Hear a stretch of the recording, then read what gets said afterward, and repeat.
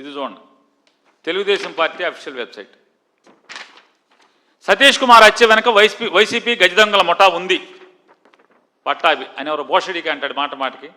ఆ బోషడికి అయినా ఈయనగా అయినా బోషడికే పట్టాభి గారు. ఎందుకంటే సార్ బోషడికే అంటే ప్రేమగా పిలుచుకున్న మంచి మాట అని చెప్పారు. అప్పుడు ఈనాడు, జ్యోతి అందరూ కూడా అదే చెప్పారు. టీవీ మూర్తి గారు కూడా ఇదే చెప్పారు.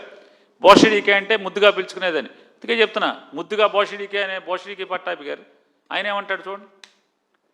సతీష్ కుమార్ హత్య వెనుక వైసీపీ గజదొంగల ముఠ.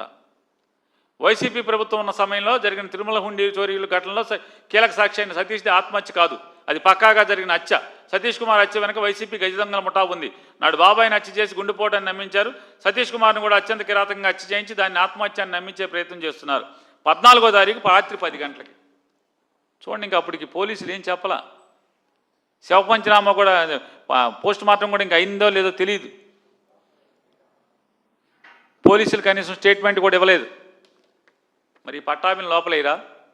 ఈ పట్టాభితో మాట్లాడించిన party Telugu Desam party whole and sole owner, దాని ప్రెసిడెంట్ని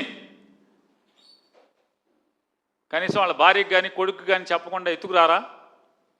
ఇతరులు ఎవరో వాళ్ళని ఎత్తుకు రావాలి కదా డీజీపీ గారు.